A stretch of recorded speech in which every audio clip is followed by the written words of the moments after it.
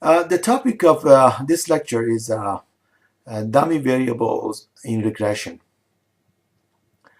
As you might know, in multiple regression, the dependent variable and independent variables must be continuous variables. In other words, the variables that are measured on at least interval or ratio scale.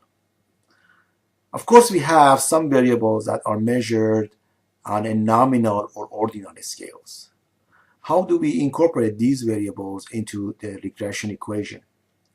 In particular, when we have a nominal variable like gender, like race, this type of variable should be dummy coded.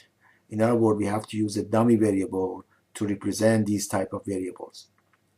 A dummy variable is a variable that has only two values, 0 or 1. If you look at the notes, in this case, you see you have x1 is a dummy variable because it has a value of 1 if the treatment A is used, 0 otherwise. Or x2 is 1 if the subject is male, 0 if the subject is female. There is another type of coding dummy variable and one a negative one. I'm going to talk about that later on in this type of dummy variable. But at this point, we concentrate on only coding dummy variable as 1 or 0. Back to our SPSS data set. In this SPSS data set, systolic blood pressures and age of the men and women are measured.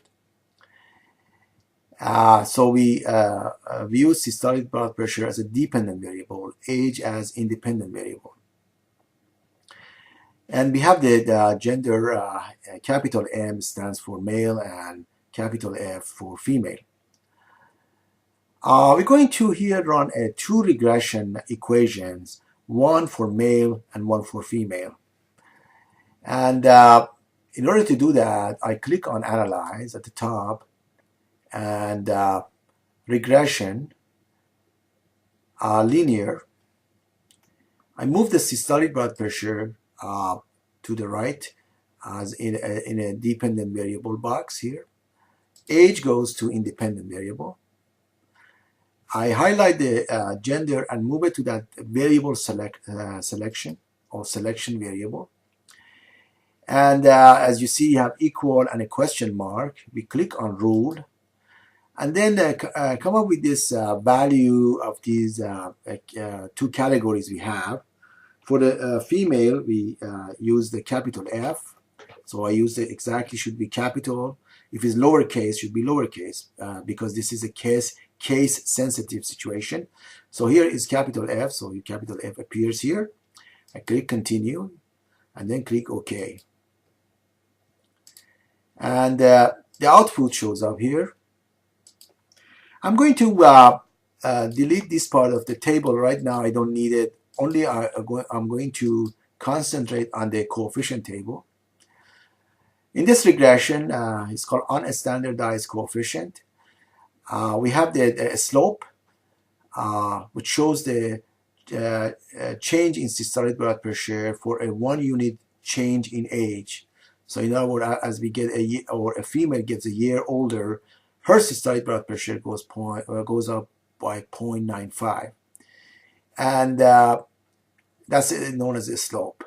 And this one is an intercept, which is at age 0, you can say, at the starting, this is the systolic blood pressure. But of course, this doesn't make sense. The reason for that, because these are adults subjects, so we cannot really talk about the subject below 18 years old. But anyway, that's the line when the line intersects the y-axis, which is the systolic blood pressure, and that's 97 is a result. So again, as you see, we have gender equal female, and that's the equation. We can come up with the equation. It's called regression equation for female. I'm going to repeat that process and calculate or compute the regression equation for male.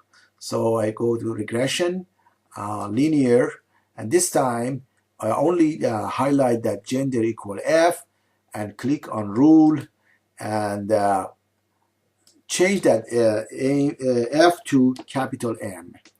And then continue and click OK. And then the new set of output will be the results. Again, I'm going to highlight each of these tables and then push delete. Only I come up with this coefficient. Again, this is a coefficient, our regression coefficient here. You see constant and age for male. All right. So you can plot that, and I've done that in the notes. If you go back a few pages down, and you see there are two lines for the male and female. So that's a line.